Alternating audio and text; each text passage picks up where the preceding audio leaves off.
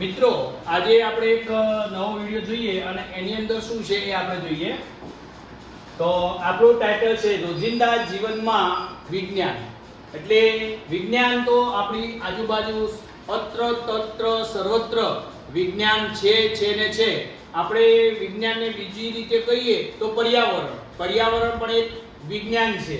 પણ આપણે રોજિંદા જીવનની અંદર આપણું વિજ્ઞાનની વાત કરીએ છીએ તો આપણે જે જીવન જીવી રહ્યા છીએ એની અંદર વિજ્ઞાન ક્યાં છુપાયેલું છે અથવા તો વિજ્ઞાન શું કામ આવે છે એની આજે વાત કરીશું.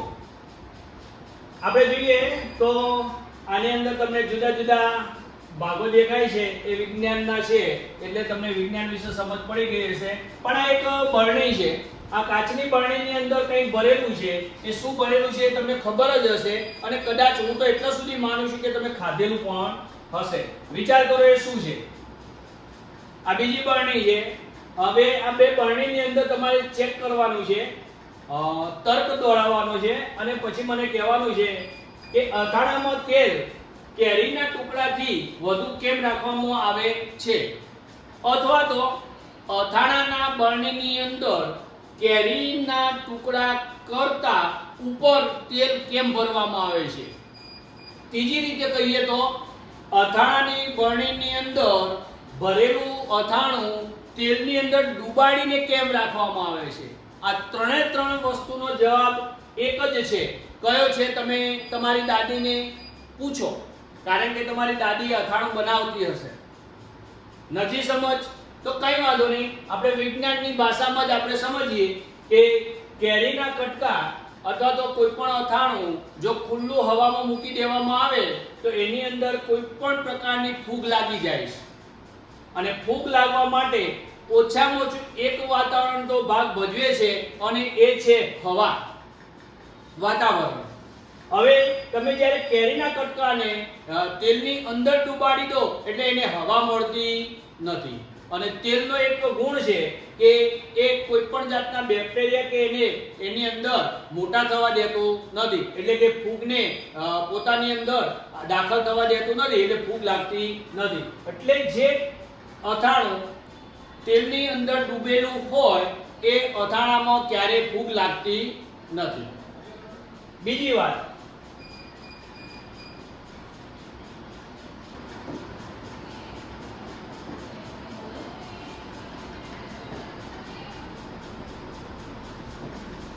ચાલો આ સ્લાઇડમાં તમને એક સરસ મજાનું કુમકુમથી તિલક કરેલું દેખાય છે. આમાં પણ વચ્ચે બહેનો 80% બહેનો લગભગ આવી રીતે તિલક કરતી હોય છે. અને આ રીતે ઘણા બધા મંદિર કે કોઈ જગ્યાએ તમે જાઓ તો એમના પોતાની પેટર્નના સિમ્બોલ હોય છે. ભલે દરેક વ્યક્તિ પોતાની રીતે પોતાના પેટર્ન કે સિમ્બોલનો યુઝ કરે, પણ આમાં એક વસ્તુ કોમન છે કે આ બધી વસ્તુ છે એક કપાળની અંદર વચ્ચે મિડલમાં જ કેમ કરવામાં આવે છે. આ મારો પ્રશ્ન છે કે કુમકુમનો ચાંદલો કપાળની વચ્ચે જ કેમ કરાય છે. બિંદી પણ કપાળની વચ્ચે જ કેમ લગાવાય છે, કેમ નાક ઉપર નથી લગાવતા? તો એનું રીઝન એ છે કે કોઈ જ્યારે આપણે ધાર્મિક રીતે બેસીએ અને કોઈને યાદ કરીએ આંખો બંધ કરીને, ત્યારે આપણું જે અંદરનું ચિત્ત, અંદરનું મન એ અહીંયા એકાગ્ર થાય છે, કપાળની અંદર એકાગ્ર થાય છે અને એટલે એની એકાગ્રતા વધારવા માટે એ ત્યાં ચાંદલો કરવામાં આવે છે.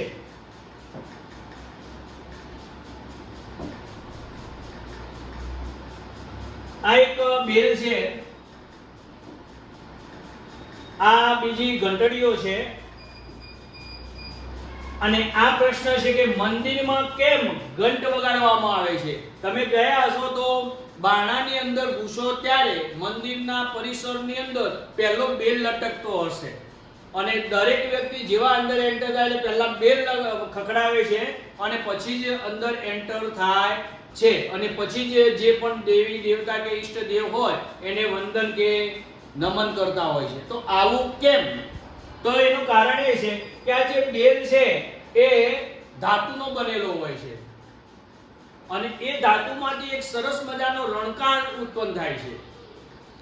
બની શકે કે તાંબાનો કે કાંસાનો બેલ હોઈ શકે અને એની અંદરથી એક રણકાર ઉત્પન્ન થાય છે. એ રણકાર વાતાવરણને શુદ્ધિકરણનું કામ કરે છે. બીજું કે આ બેલ છે એ વગાડવાથી ત્યાંમાં રહેલી નકારાત્મક ઉર્જા એ હટી જાય છે, કારણ કે વાતાવરણની અંદર હવાની અંદર એ વેવ ઉત્પન્ન કરે છે અને વેવના કારણે એ પ્રસરે છે. એટલે મંદિરની અંદર ઘૂસતા પહેલા બેલ હોય છે અને બેલ વગાડવામાં આવે છે અને પછી જ્યારે તમે વંદન કરો છો કે નમન કરો છો દેવી દેવતાને, ત્યારે શુદ્ધ ભાવનાથી તમારી એ પ્રાર્થના સાંભળતા હોય છે.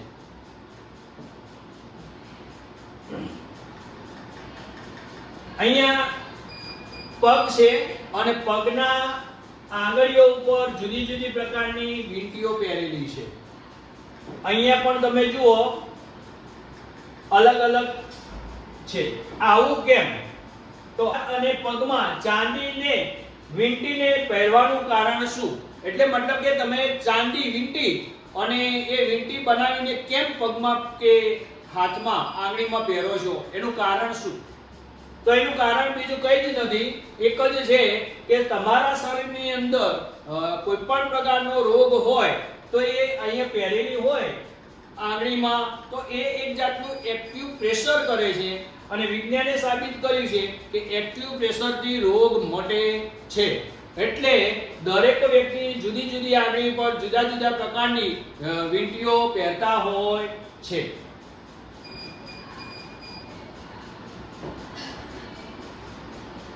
આ એક તુલસીનો છોડ છે અને આપણે અહીંયા કર્યું છે કે ઘર આંગણે તુલસી કેમ રોપીએ છીએ? તો ઘર આગળ તુલસી જ કેમ વાવવામાં આવે છે?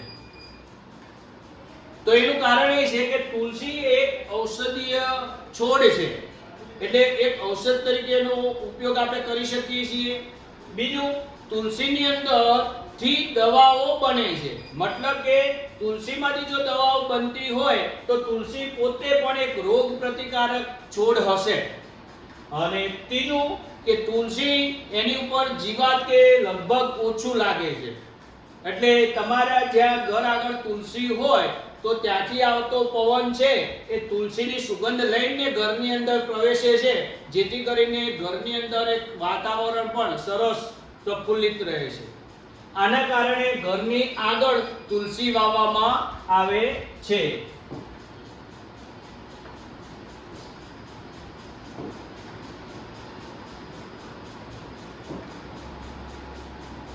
અહીંયા તમે ધૂપસળી જોઈ છે, અલગ પ્રકારની છે. અહીંયા જોઈ છે, અલગ પ્રકારની છે. અને તમે ઘરે પણ કરો છો એ પણ અલગ પ્રકારની છે. ધૂપસળી છે, પણ ઘરમાં દીવા અગરબત્તી ધૂપ વગેરે કેમ કરવામાં આવે છે એ પ્રશ્ન છે. તો મેં આગળ કહ્યું કે તુલસી, તો હવે એ જ વસ્તુ અહીંયા પણ થાય છે કે આ જે અગરબત્તીઓ બનાવવામાં આવે છે એની અંદર જે રો મટીરીયલ વપરાય છે એમાં અમુક રો મટીરીયલ એ સુગંધિત પદાર્થોનું વપરાય છે અને અમુક મટીરીયલ એ ઔષધીય પદાર્થોનું વપરાય છે. આ બધું મિક્સ કરીને એક ધૂપસળી બનાવવામાં આવે છે. તમે જોજો, કોઈ કહેશે હું તો ચંદનની, કોઈ કહે છે હું તો મોગરાની, કોઈ કહે છે હું તો ગુગળની ધૂપસળી મંદિરમાં વાપરું છું. ભાઈ, ચંદનની ધૂપસળી હોય, ગુગળની ધૂપસળી હોય? ના હોય, પણ એના મટીરીયલથી બનાવેલી ધૂપસળી હોય અને એટલે એ ધૂપસળી જેવી હોય એવી એ સુગંધ આપણને આપે છે. એટલે ઘરમાં ચંદનની ધૂપસળી સળગાવીએ તો ચંદનની સુવાસ મળે. હવે તો એક નવું ચલણ ચાલુ થયું છે, મચ્છર મારવાની પણ ધૂપસળી આવી ગઈ છે. તો તમે વિચારો કે મચ્છરને મારે છે તો એ ધૂપસળી સળગાવો તમે ઘરમાં, એટલે મચ્છર ભાગી જાય છે અથવા તો મરી જાય છે. તો આવું કેમ? તો આનો એક જ રીઝન છે કે એની અંદર વાપરવામાં આવતું મટીરીયલ એ જ્યારે સળગે છે ત્યારે એવું જ વાતાવરણને આપે છે અને એના કારણે ઘરમાં અગરબત્તી, મંદિરમાં અગરબત્તી કે ધૂપસળી સળગાવવામાં આવે છે કે જેથી કરીને ઘરની અંદર રહેલી નકારાત્મક ઉર્જાનો નાશ થાય અને ઘરમાં થોડી સુગંધ પણ મળે. આ એક ઝાડુ છે અને આ એક સાવરણી છે. તમારા મમ્મી પપ્પા કહેતા હશે કે સાંજે દિવસ આથમ્યા પછી ઘરમાંથી કચરો વાળીને બહાર ન કઢાય. કેમ? તો કારણ તમને ખબર છે? નથી ખબર? કઈ વાંધો નહીં. આનું કારણ એ છે કે આવું પૂર્વજોએ કહ્યું છે આપણને. અને પૂર્વજો એટલે જ્યારે લાઇટની શોધ નહોતી થઈ એ વખતની વાત છે. તો એ વખતે આપણને લાઇટ નહોતી એટલે અંધારું હતું. હવે અંધારું હોય અને તમે કચરો વાળીને બહાર કાઢો અને બની શકે કે તમે પગમાં કિંમતી કોઈ વસ્તુ પહેરી હોય, કાનમાં કોઈ વસ્તુ પહેરી હોય, ગળામાં પહેરી હોય કે હાથમાં પહેરી હોય અને એ તમારે તૂટીને નીચે પડી ગઈ. અંધારું છે, તમને ખબર નથી અને તમે કચરો વાળીને જો આમ બહાર કાઢી મૂકો તો એ બહાર કચરો જતો રહેશે રેતમાં. કેમ કે ઘર તો માટીના હતા તો રેતમાં જતી રહે અને કોઈ આવતા જતા હોય એના પગ પડે ને અંદર રેતમાં ખૂપી જાય તો તમને દેખાય નહીં. એટલે તમારી કિંમતી વસ્તુ બહાર ના જતી રહે એના રીઝનના ખાતર એક આવું બનાવવામાં આવ્યું કે રાત્રે કચરો વાળીને બહાર કઢાય નહીં. એટલે તમે કોઈ વસ્તુ ખૂણામાં કરી દો કચરો અને કોઈ વસ્તુ પડી હોય તો સવારે એમાંથી લઈ શકો. એટલે શોધાશોધ કરવી પડે નહીં.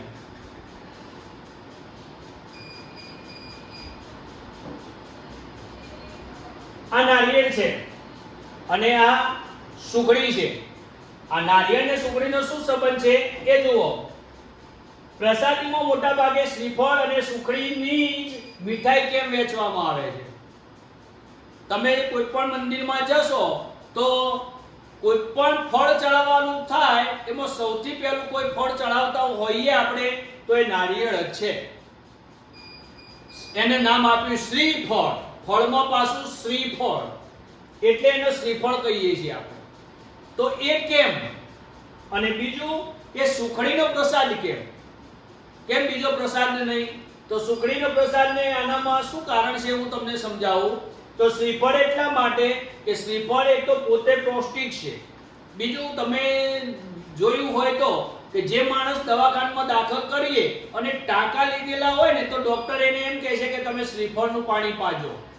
કેમ ભાઈ શ્રીફળનું પાણી પાવાનું? તો એનું રીઝન આ જ છે. એટલે શ્રીફળ તમે વધેરો એટલે પાણી મળે અને તમે પાણી પીવો. બીજું કે એની અંદરનો આ જે વ્હાઈટ ભાગ છે એ ખાઈ શકાય છે અને એ અમુક તત્વોથી ભરપૂર છે જેથી કરીને તમારા શરીરને એનર્જી મળે.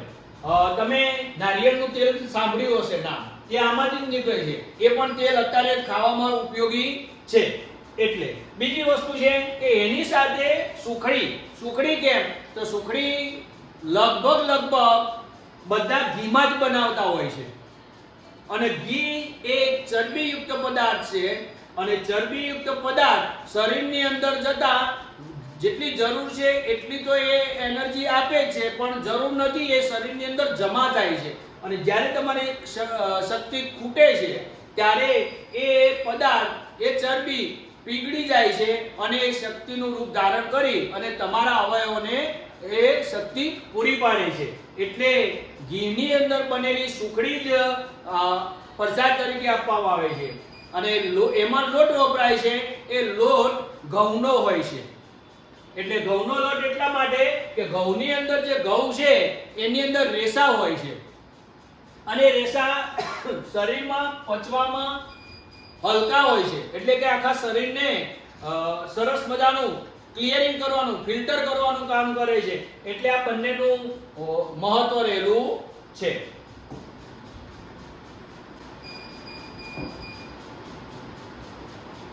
આ ગાય છે.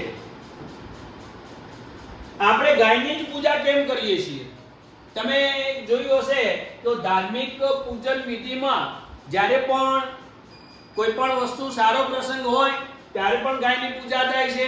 સારા પ્રસંગમાં ગાયની પૂજા આગળથી થાય છે અને કોઈ ખરાબ એટલે કે માઠો પ્રસંગ હોય, ધારો કે મરણ થયેલું હોય ત્યારે પણ ગાયની જ પૂજા થાય છે પણ ત્યારે ગાયની પૂજા પાછળથી થાય છે, પૂંછડાથી થાય છે. આ તમે જોયું હશે. તો આગળથી ને પાછળથી પણ થાય છે પૂજા તો ગાયની, પ્રાણી બદલાતું નથી. તો આવું કેમ? વિચારો. તો ગાય એ વૈજ્ઞાનિક દ્રષ્ટિએ આખા વિશ્વની અંદર એક એવું પ્રાણી છે કે જે વિજ્ઞાનને, સાયન્સને પણ અમુક બાબતમાં પાછું પાડી દે છે. જેમ કે ગાયનું મૂત્ર, ગાયનું છાણ અને ગાયના દૂધ, આ વસ્તુ છે એ ખૂબ જ કિંમતી અને શરીર માટે સારી છે. એવું કહેવાય છે કે ગાયના છાણમાંથી લીંપેલા ઘરની અંદર જો બોમ્બ ફૂટે ને તો એના કિરણો પણ અસર કરી શકતા નથી. એટલે આપણે ગાયની પૂજા કરીએ છીએ. પૂજા કરીએ છીએ એટલા માટે કે આપણે એને ધર્મ સાથે વણી લીધી છે. એટલે આપણે પૂજા કરીએ, એને મારીએ નહીં. એટલે મારીએ નહીં એટલે આપણે એની સેવા કરીએ. સેવા કરીએ એટલે આપણને શું મળે? દૂધ મળે, દૂધની સાથે છાણ મળે, છાણની સાથે મૂત્ર મળે. આ બધું આપણે યુઝ કરી શકીએ, ઉપયોગ કરી શકીએ. એટલે ધર્મની અંદર ગાયને જોડી દેવામાં આવી છે.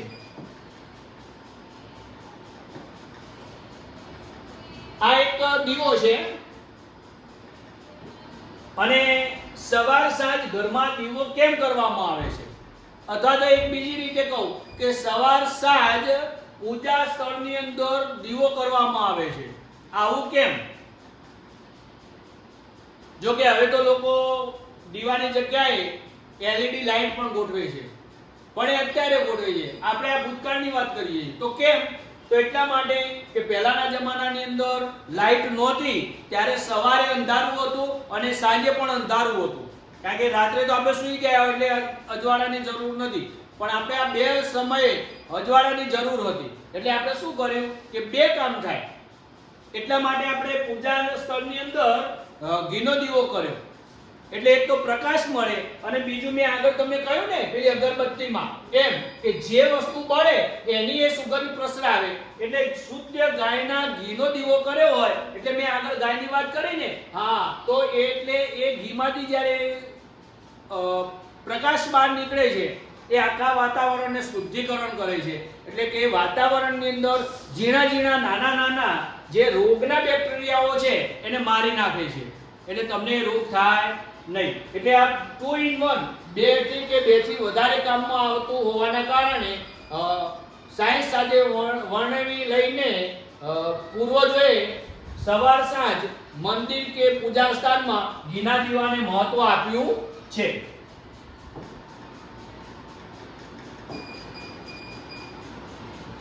આ એક પીપળો અથવા તો વડ છે અને આપણે એની પૂજા કરીએ છીએ. વટ સાવિત્રીના દિવસે તો આના આજુબાજુ કેટલા પણ લોકો ફરે છે, પૂજા કરે છે અને દોરો પણ વીંટે છે. તો આવું કેમ? વડ અને પીપળાની પૂજા કેમ કરીએ છીએ અથવા તો કેમ કરવામાં આવે છે?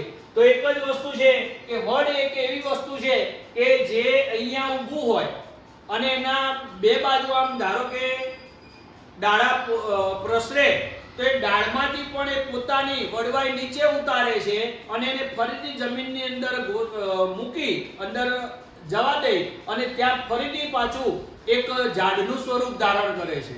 આ વડ એક જ એવું વૃક્ષ છે કે જે પોતાની વડવાઈ દ્વારા પોતાનું મૂળ નાખી અને ફરીથી થડ બનાવી દે છે અને આમ પ્રસરતું જાય છે.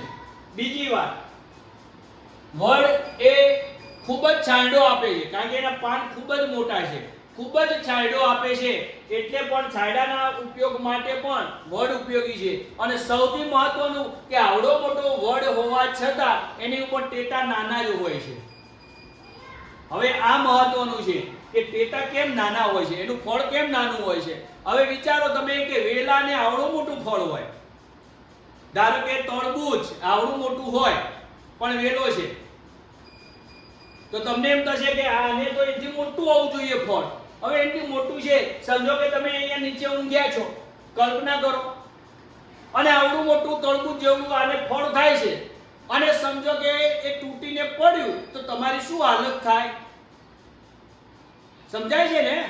તમારા નાક ઉપર એ ફળ પડ્યું તો એટલે ભગવાને વિચાર્યું કે આવડું મોટું જો ફળ આને આપીશ ને તો આ નીચે કોઈ ઊંઘી શકશે નહીં. પશુ બેઠું હોય અને એના ઉપર પડે તો, એટલે એને ફળ નાનું આપ્યું કે આવડો ટેટો આપો ભાઈ, કે પડે તો ખબર ના પડે, વાગે નહીં, અને પાછો પોચો હોય છે. એટલે આવડા મોટા ઝાડને પણ આવડું ફળ આપ્યું. મોટા લીમડો મોટો છે પણ જો એમને લીંબુડી નાની છે. આજે સમજ પડી તમને? તમને એમ આવું થતું હશે કે મારું બધું આવડું મોટું ઝાડ અને ભગવાને કેવી મજાક કરી, અને પેલો આ વેલો આટલો જ જાડો અને આવડું મોટું ફળ. પણ જોજો વેલો નીચે જ પધરાય એટલે કોઈને ડિસ્ટર્બ થાય નહીં, વાગે પણ નહીં. એટલે વેલા ઉપર એના ફળ મોટા હોય છે, જ્યારે ઝાડ કે જેની નીચે લોકો ઉપયોગ કરે છે એમના ફળ નાના હોય છે. બીજી વાત, આ ઝાડ જેટલું મોટું થાય એટલો વધારે ઓક્સિજન વાતાવરણમાં આપે, એટલે એ પણ પર્યાવરણને ફાયદો કરે છે. હવે જેટલું ઝાડ મોટું હોય એટલું જમીનમાંથી પાણી બહાર ખેંચી અને વાતાવરણમાં આપે, એટલે ઠંડક ઉત્પન્ન કરે. એટલે જેટલું ઝાડ મોટું એટલી એના નીચે ઠંડક વધુ. અને છેલ્લું વસ્તુ કહું કે જેટલું ઝાડ મોટું હોય ને એટલું એના ઘેરાવામાં છાંયડો વધુ રહે. નાનું ઝાડ હોય તો થોડીક વાર પછી તડકો આવી જાય, પણ મેં કહ્યું ને કે મૂળ નાખતું જાય છે આગળ આગળ, એટલે એની વચ્ચે બેસવાની મજા આવે, એટલે આની પૂજા કરવામાં આવે છે. એટલે આના ઘણા બધા ફાયદા છે, બીજા ઝાડ કરતા ઘણા બધા ફાયદા છે. હજી લાકડાની એની તો વાત જ નથી કરી, નહીતર તો આ એક જ વર્ડ એની અંદર જ 30 મિનિટનો વિડિયો બની જાય. ચલો હવે આ છે આપણા ઘરમાં આવા વસ્તુઓ જોવા તમને મળતી હશે, આ પણ મળતું હશે. અને આ મારો પ્રશ્ન છે કે રસોઈ માટે માટી અને લાકડાના વાસણનો જ ઉપયોગ કેમ કરવામાં આવે છે? મિત્રો તમે જોયું હશે કે વિજ્ઞાન એમ કહી રહ્યું છે કે પ્લાસ્ટિક અથવા તો કોથળી જેવી વસ્તુઓનો ઉપયોગ ખાવાની વસ્તુઓની અંદર કરવો જોઈએ નહીં. એટલે જેટલી બજારમાં પ્લાસ્ટિકની વસ્તુઓ મળે છે એ ખાવાની જે વસ્તુઓની અંદર આવે છે ત્યાં એનો ઉપયોગ કરવાની વિજ્ઞાન ના પાડે છે. કેમ ના પાડે છે? તો એટલું જ કે ગરમ કોઈ પણ પ્લાસ્ટિકની અંદર જ્યારે કોઈ ગરમ પદાર્થ મૂકવામાં આવે ત્યારે એ પદાર્થ એની ગરમી પેલા પ્લાસ્ટિકને આપે છે અને પ્લાસ્ટિક પોતાની અંદર રહેલી વિકૃતિ એ પેલા ગરમી સાથે ભેળવે છે. એટલે પ્લાસ્ટિકની વિકૃતિ કઈ તો એ થોડું પીગળે અને એનામાં નુકસાનકારક પદાર્થો હોય છે, અને એ પદાર્થો પેલા ખોરાકની અંદર આપણા પેટમાં જાય છે અને ધીમે ધીમે આપણા પેટને અથવા તો આપણા આંતરડાને કે જઠરને નુકસાન કરે છે. જ્યારે લાકડું એક એવી વસ્તુ છે કે તમે ગમે એટલું ખાઈ જાઓ ને તો પણ પચી જાય છે. તમે કહેશો કે સાહેબ લાકડું તો ખવાતું હશે, આપણે ખાઈએ જ છીએ ભાઈ. મેથી ખાવશો, દૂધી ખાવશો, પાલક ખાવશો, ચીલની ભાજી ખાવશો, આ બધામાં શું છે? લાકડું જ છે, પણ લાકડાના પ્રકારો અલગ છે. કોઈ સખત લાકડું છે, કોઈ નરમ લાકડું છે, બધામાં છે તો વનસ્પતિ. આ પણ એક વનસ્પતિ છે ને મેં કહી એ પણ વનસ્પતિ છે. તમે મૂળો ખાવશો, ગાજર ખાવશો, બીટ ખાવશો, રતાળુ ખાવશો, ટામેટું ખાવશો, આ તો એ બધું શું છે? વનસ્પતિ જ છે. તો આ પણ વનસ્પતિ છે. તો હવે મેં કહ્યું હતું તેમ આની અંદર જો ગરમ પદાર્થ નાખવામાં આવે તો સમજો કે આ લીમડાનામાંથી બનાવેલું વાસણ હોય તો લીમડાનો એક નિયમ છે કે એ રોગનો નાશ કરે છે. તો હવે જે તમે ખોરાક નાખ્યો એ ગરમ થયો, એના એ લાકડું જો બળે પણ છે તો એ શરીરમાં જશે તો શું કરશે? રોગનો નાશ કરશે, રોગ ઉત્પન્ન કરશે નહીં. એટલે આપણે વધુ લાકડાના જે વાસણો વાપરવા જોઈએ. હવે લાકડામાં પાછા પ્રકાર, લાકડામાં કેવા લાકડાના વાસણો વાપરવાના? જે ઔષધીય તરીકે વપરાતા હોય ને એવા જાતના લાકડાના બનેલા વાસણો વધારે વાપરવા જોઈએ. એટલે આજે તમારા મમ્મીને કહી દેજો કે જે હલાવવાનો તાવેતો લાવે છે ને પ્લાસ્ટિકનો હોય તો ફેંકી દે અને લાકડાનો લઈ આવે, જેથી કરીને એ લાકડું ભલે ઘસાય પણ એ લાકડું પેટમાં જશે અને આપણને ફાયદો કરશે.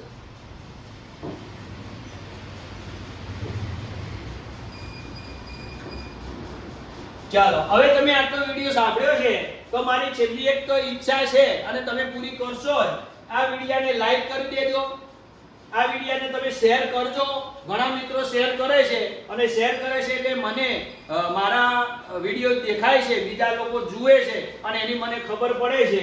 અને સબસ્ક્રાઇબ કરવાનું ભૂલતા નહીં કે જેથી કરીને મારો બીજો વિડિયો આવે ત્યારે તમને હું નોટિફિકેશન આપ્યા વિના ડાયરેક્ટ નોટિફિકેશનથી તમે જોઈ શકો. અને છેલ્લું કોમેન્ટ, તમને વિડિયો કેવો લાગ્યો? સરસ લાગ્યો હોય તો કંઈ ના લખી શકો તો કંઈ નહીં, લાઈકનું તો કરજો ને કરજો.